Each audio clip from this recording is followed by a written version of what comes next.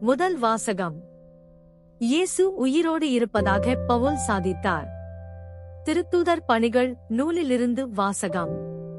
25:13 முதல் 21 வரை. அந்நாள்களில் அகிரிப்பா அரசனும் பெர்னிக்கியும் பெஸ்தை சந்திக்க செசரியா வந்தனர். அவர்கள் பல நாள்கள் அங்கு தங்கியிருந்தபோது பெஸ்து பவுலுக்கு எதிரான வழக்கை அரசனிடம் எடுத்துக் கூறினார். பெலிக்சு கைதியாக விட்டுச் சென்ற ஒரு மனிதர் இங்கு இருக்கிறார். நான் எருசலேமிலிருந்தபோது தலைமை குருக்களும் யூதரின் மூப்பர்களும் அவரை பற்றிய வழக்கை என்னிடம் தெரிவித்து அவருக்கு எதிராக தீர்ப்பளிக்க வேண்டுமென்று கேட்டுக்கொண்டார்கள். நான் அவர்களை பார்த்து, குற்றம் சாட்டப்பட்டவர் எவரும் குற்றம் சாட்டியவர்க்கு முன் நின்று தம்மீது சுமத்தப்பட்ட குற்றத்தை பற்றி விளக்குவதற்கான வாய்ப்பை பெற வேண்டும். அதற்கு முன் அவருக்கு தீர்ப்பு அளிப்பது உரோமையரின் வழக்கமல்ல என்று கூறினேன். எனவே அவர்கள் இங்கே வந்தபோது சற்றும் காலம் தாழ்த்தாமல் மறுநாளிலேயே நான் நடுவர் இருக்கையில் அமர்ந்து அவரை என்னிடம் கூட்டிக் கொண்டு வருமாறு ஆணை பிறப்பித்தேன்.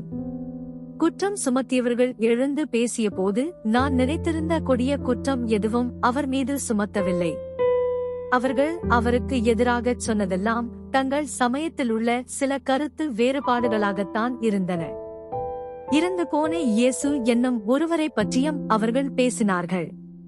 இந்த இயேசு உயிரோடு இருப்பதாக பவுல் சாதித்தார். இக்கருத்துச் சிக்கல்களை பற்றி கேட்டதும் நான் குழம்பி போய், நீர் எருசலேமுக்கு வருகிறீரா? அங்கு இவை பற்றி விசாரிக்கப்பட விரும்புகிறீரா எனக் கேட்டேன். பவுல், பேரரசரே விசாரித்து தீர்ப்பு அளிக்கும் வரை தம்மை காவலில் வைக்க வேண்டும் என்று கேட்டுக்கொண்டார். ஆதலால் இவரை சீசரிடம் அனுப்பும் வரை காவலில் வைக்குமாறு ஆணை பிறப்பித்தேன். ஆண்டவரின் அருள்வாக்கு. இறைவனுக்கு நன்றி. நற்செய்தி வாசகம். என் ஆட்டுக்குட்டிகளை பேணி வளர், என் ஆடுகளை மேய். யோவான் எழுதிய தூய நற்செய்தியிலிருந்து வாசகம். 21:15 முதல் 19 வரை. தம் சீடர்களுக்கு தோன்றி இயேசு சீமோன் பேதுருவிடம், யோவானின் மகன் சீமோனே, நீ இவர்களை விட மிகுதியாக என் மீது அன்பு செலுத்துகிறாயா என்று கேட்டார். அவர் இயேசுவிடம், ஆம் ஆண்டவரே, எனக்கு உம்மிடம் அன்பு உண்டு என உமக்குத் தெரியுமே என்றார். இயேசு அவரிடம், என் ஆட்டுக்குட்டிகளை பேணி வளர் என்றார். இரண்டாம் முறையாக இயேசு அவரிடம், யோவானின் மகன் சீமோனே, நீ என் மீது அன்பு செலுத்துகிறாயா என்று கேட்டார். அவர் இயேசுவிடம், ஆம் ஆண்டவரே, எனக்கு உம்மிடம் அன்பு உண்டு என உமக்குத் தெரியுமே என்றார். இயேசு அவரிடம், என் ஆடுகளை மேய் என்றார். மூன்றாம் முறையாக இயேசு அவரிடம், யோவானின் மகன் சீமோனே, உனக்கு என்னிடம் அன்பு உண்டா என்று கேட்டார். உனக்கு என்னிடம் அன்பு உண்டா என்று இயேசு மூன்றாம் முறை கேட்டதால் பேதுரு துயருற்று அவரிடம், ஆண்டவரே, உமக்கு எல்லாம் தெரியுமே.